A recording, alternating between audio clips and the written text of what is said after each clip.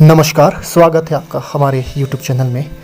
आज बात करेंगे HRTC में निकले हुए ड्राइवर की पोस्ट के बारे में।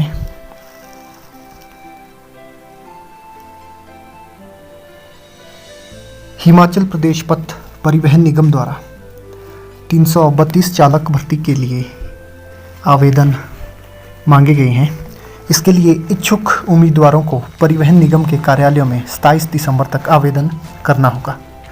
जनजातीय क्षेत्रों में आवेदन करने की छूट रहेगी। ये आवेदक 5 जनवरी 2022 तक आवेदन कर सकेंगे। पद भरने से निगम में चालकों की कमी दूर होगी। कुल 332 में से 171 पद सामान्य वर्ग यानी कि जनरल कास्ट के उम्मीदवारों के लिए आरक्षित रहेंगे। इसमें 106 पद सामान्य वर्ग,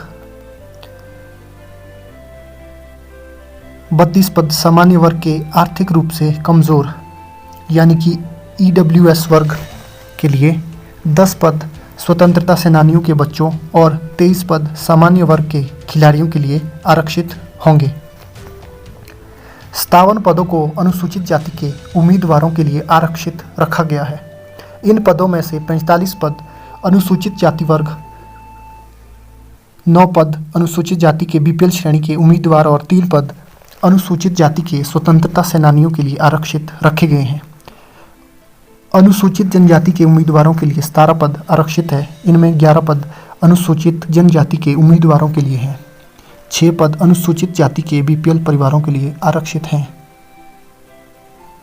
इसके अलावा 87 पद अन्य पिछड़ा वर्ग के लिए आरक्षित है। इनमें 67 पद अन्य पिछड़ा वर्ग के लिए, 16 पद अन्य पिछड़ा वर्ग के BPL परिवारों और 4 पद स्वतंत्रता सेनानियों के लिए आरक्षित हैं।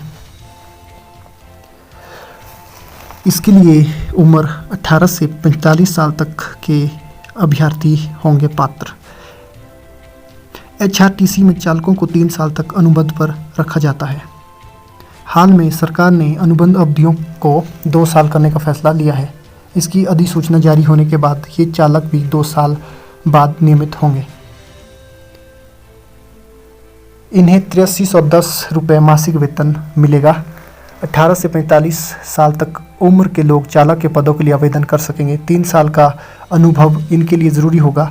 इसके लिए जो शैक्षणिक योग्यता होगी वो 10वीं पास होना अनिवार्य है। चालक के पास HTV लाइसेंस होना ज़रूरी है।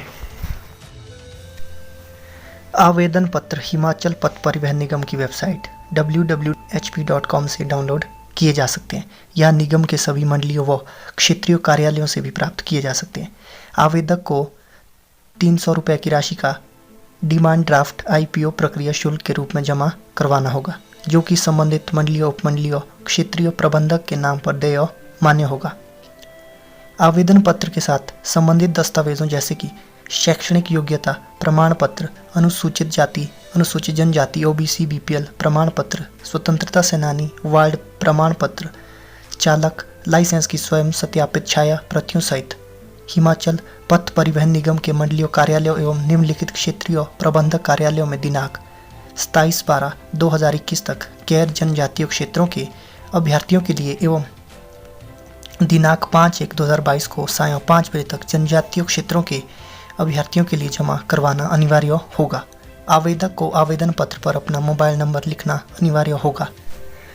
प्रार्थी जिस कार्यालय में अपना आवेदन जमा करवाएगा उसका प्रारंभिक चालन परीक्षण संबंधित मंडलीय कार्यालय क्षेत्र में होगा। आज की इस वीडियो में इतना ही।